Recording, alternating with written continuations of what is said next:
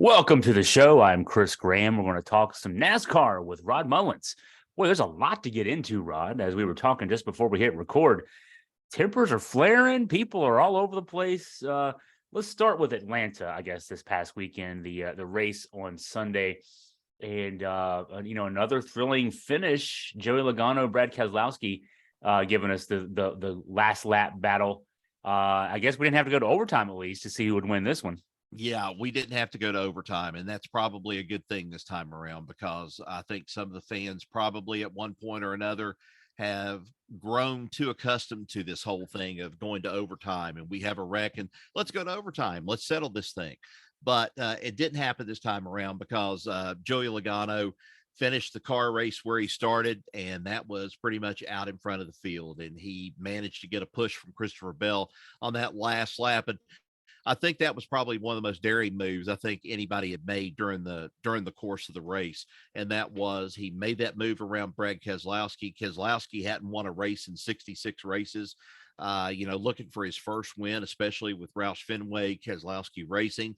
And then, that momentum that Christopher Bell gave Joey Logano just pushed him across the start finish line ahead of him by 0.194 seconds. And I think that was a big deal, especially I should say 1.193 for Logano, 0.194 for Keselowski. So separated at least by just a few digits, but still a good race altogether. I think it was a good race.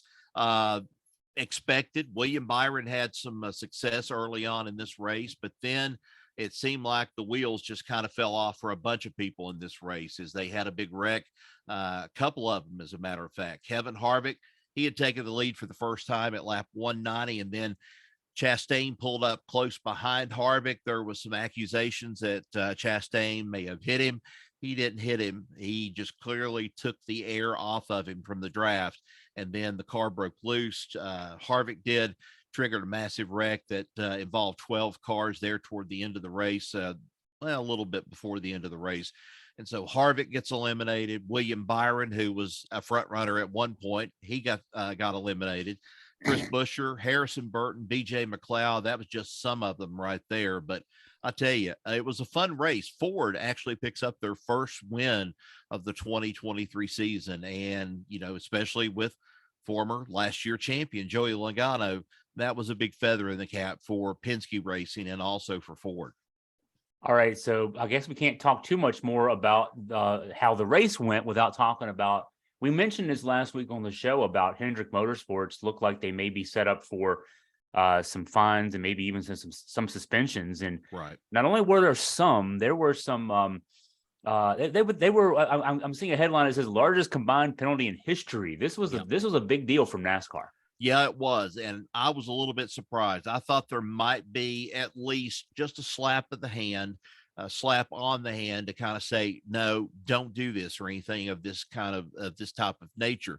But NASCAR lowered the boom. And if Denny Hamlin thought at one point or another, if Denny Hamlin thought that NASCAR and Hendrick Motorsports were in each other's pocket, that was completely thrown out the window with this one because Denny, which we'll talk about here a little bit later on, Denny's notorious for shooting his mouth off about things. And this proved to me more than anything else that, there's an issue here. There was an issue. We don't know what the issue is.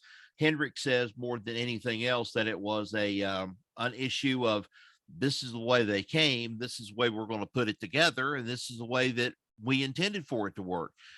So somebody somewhere, the parts, something happened someplace. And right now, the people getting the most punishment out of it are going to be the crew chiefs. They're the ones that are suspended for 4 races, I think, altogether. Plus, on top of that, big monetary fines, $400 some thousand in a fine. Some of the drivers, with the exception of Chase Elliott, docked in points where they were at. Byron was at least in the top 10 in the points. He's been knocked out of that. So, it was a big day. It was a big day when this all happened. And I don't know. I just, I think it just eliminated this whole thing to me that, Hendrick has been getting by for such a long time with NASCAR. I think NASCAR finally did lower the boom on whoever it was. Hendrick just happened to be the one that got hit And that's what happened. I'm seeing that Bowman dropped from first to 23rd in the Yeah. standings, Byron from fourth to 29th, Yep. Larson from fifth to 32nd. So all that early season domination by Hendrick rendered moot after those penalties. And you mentioned Denny Hamlin. He was penalized as well for wrecking Ross Chastain. You want to talk about that? Yeah, I wrecked him at Phoenix. Yeah. And, they say this feud is, they say this feud right now has supposed to been, it came to an end, but I don't think Denny Hamlin wants to let go of anything. Denny Hamlin's one of these drivers. He goes, he talks a good talk about it, and he says, well, we're going to forget about it. Right now, he's the most controversial podcast that's on NASCAR right now. And he has joined forces with Dale Jr. of all people with Dirty Mo Racing. And they have put together a podcast, and he's been very controversial already in the first couple of podcasts that he's done. Well, then this happens at Phoenix. He goes and wrecks Chastain, and Chastain's like, what are we going to do about this whole thing, this whole situation? Chastain kind of, in one way, brushed it aside, but NASCAR kind of says, nope, you deliberately wrecked him, therefore we're going to penalize you out of it. At first, he was like, I accept it. It's kind of like getting payback and so forth out of all the things that have happened so far. But then by the weekend, and by the time that it's on Monday, I think he finally comes down to it, and he says, on second thought, I'm going to appeal this. I'm going to appeal it, and I'm going to fight it. And which kind of surprised me out of the whole thing. I thought, okay, it's cut and dry. But Denny is just wanting to be Denny for that matter. And let me throw another thing in too. The thing about right now, Hendrick is going to appeal their fines. They're going to appeal their deduction in points.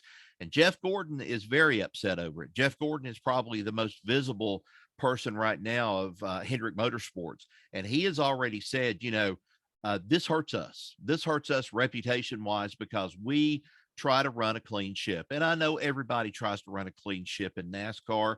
I know there's cheating that has gone on before in the past and so forth. But, this is one of those things where I think Jeff Gordon's got a point. And I'm not siding with Jeff Gordon on it, except to say, hey, if there was a problem with these louvers that were on the hood of the car, and they came from the manufacturer, whoever is doing this manufacturing for NASCAR and so forth, why in the world would we want to go and mess with those, knowing full well that we're going to go and end up messing the car up, and then we won't be able to pass inspection?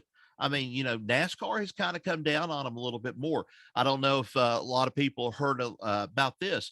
Kyle Busch's crew chief, he was kicked out of the infield, or out of the garage area after Richard Childress's car, Kyle Busch, failed inspection 3 times before the race on Sunday.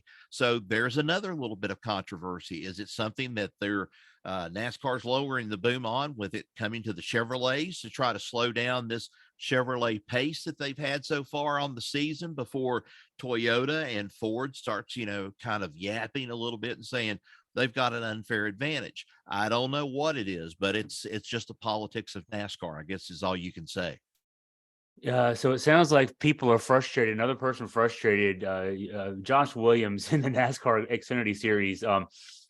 Wow, I've seen the video of him. It looked like a movie, maybe something that Ricky Bobby would do on Talladega Nights. He just parked his car to start finish line and walked off the track.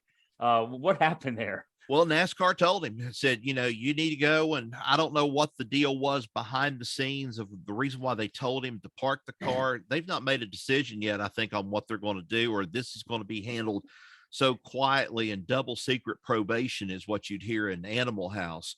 But, he essentially said in the interview, he said, NASCAR told me to park the car. So I pulled it to the start finish line. I parked the car and I got out of the car. That's what I did. I just did exactly. He said, it's all good. I'm not going to worry about it. It's all good out of this whole thing. And he says, they're going to take me down to the hauler and say a couple of things to me and stuff. It was almost like, I'm not dreading this at all. I just did what they told me to do. Well, you can't blame him in that regard. And, he kind of gives a little bit of this retaliation sort of look, maybe like a Dale Earnhardt would have done, or somebody else might have pulled.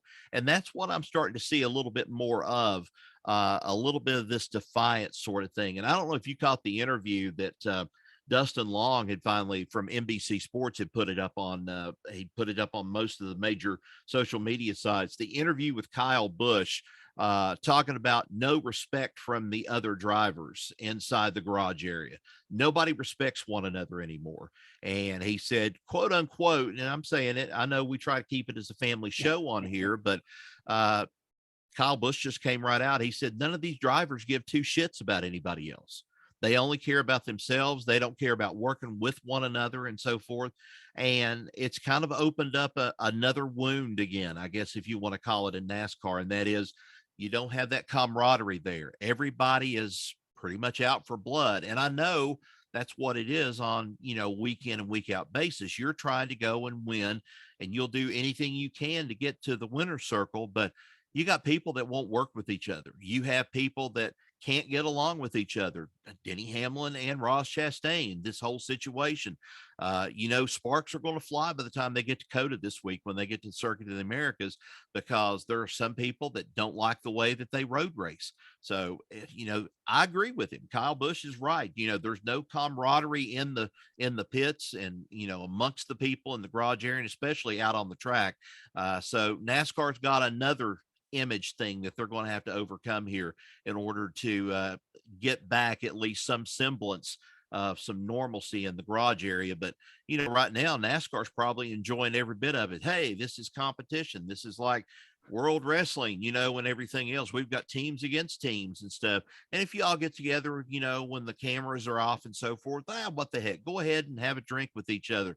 But if you can't stand each other, go ahead, fuel it up a little bit more, and let's have some more fun with it. So yeah, they're going to have to get back to some basics, I think, in order to, kind of overcome this speed bump on the road. The saying in wrestling, it dates back to the late promoter Jerry Jarrett from Memphis area. Personal issues draw money. That's what puts butts in seats. So yeah. They're getting back to the roots there. Hey, you mentioned Circuit of the Americas. See a news bit here about Jimmie Johnson adding 2 races to his limited race schedule for 2023, and one of those, he's going to be at Circuit of the Americas this weekend. Yeah, I think it's a good move for him too. I think he's kind of feeling confident about, especially on the road course. He always raced well on a road course. If it was up at, up in New York, or if it was out on the coast, out on the West Coast and stuff, out at Sears Point or Infineon Raceway, whatever they call it now and so forth, he always raced good on road course. He gave a lot of people more than they could handle, and he's kind of brought up in that sort of thing. He was one of those West Coast drivers that enjoyed either racing the way it should be, at least on short track, or for that matter, on a road course. He enjoyed doing that sort of thing. So yeah, we're going to get him back for the COTA race at Austin, Texas. And we're also going to have him at the Coca-Cola 600 when it comes around at Memorial Day weekend in Charlotte. So I think both of those moves is kind of a precursor, so to speak, of kind of weighing and seeing how much he wants to get back involved with this race team on a more full-time basis. I don't see him racing full-time, but he could race a good, I don't know, 8-10 races if he wanted to part-time, and still come out of it okay, and still say, hey, I can understand some things as to what my drivers are going through.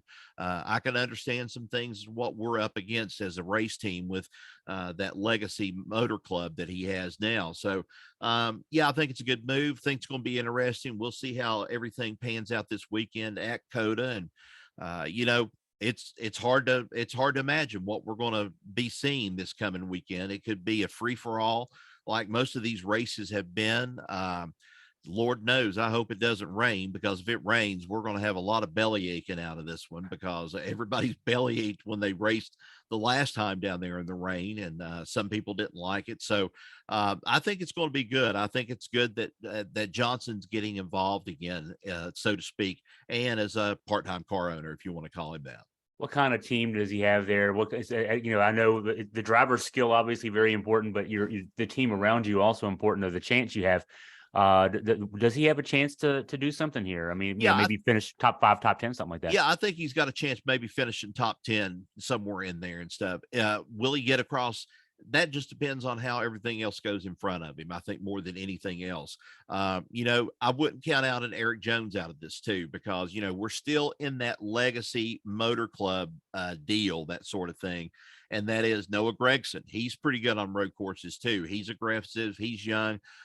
These guys could do really well. And I think Legacy has gotten some good crew members, and they've gotten some good people in some key places. At least that's the way it looks on paper, the way I look at it.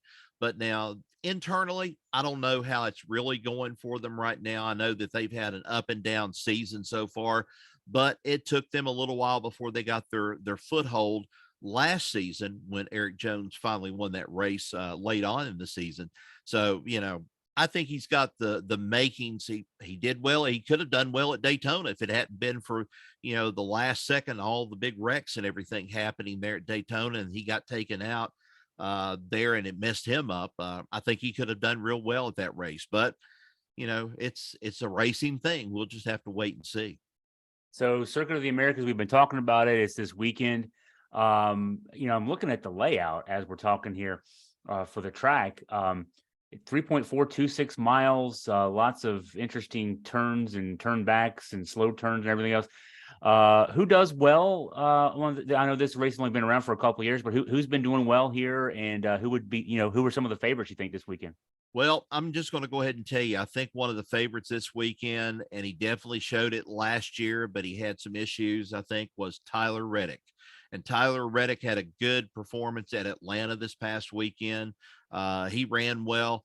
I think this is probably his time to shine, at least, or get into the win column with that 2311 race team. And he does well at road courses. He loves those sort of things.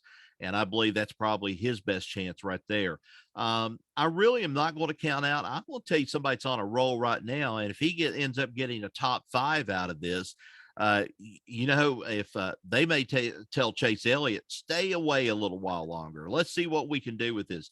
Josh Berry has just absolutely surprised a bunch of people, starting out the first race, having to sub in for him. He did pretty well that one. And then this past weekend, I think top 10 finish, top 15 finish is what he ended up with. And he's getting better. He's getting better just a little race at a time. And Dale Earnhardt Jr. was not crazy or out of his head or in a Budweiser stupor when he said that this guy is going to be able to turn some heads and he's going to go places. He's definitely done it in the Xfinity series. I think just give him his chance in the Cup Series, and I think we're going to see a win out of him. It may not be, though, with Hendrick. It may be later on if he decides to go full time in the sport, but he's definitely making it look good for potential sponsors and potential teams to maybe pick him up for next year. I'll tell you another one that may do well this coming weekend. Randy LaJoie. Randy LaJoie, career high best finish at Atlanta. Momentum swinging his way right there. He could have a good race. He might even come out on top for a small team, Inspire Motorsports, that really has had an up and down season until they get to Atlanta. And then he ends up, I think, 4th place finish, I think is what he had. So unreal there for Randy LaJoie. And then we've got the regulars in there as well. You're going to have Kyle Busch that likes this kind of road course, but we're going to have to see if his car is ready and if it's ready for this demand of this road course the way it is. We're going to have to see if that team is ready. And then also I wouldn't rule out maybe a Joey Logano being in that mix too. Logano buoyed by this past win this past weekend at Atlanta.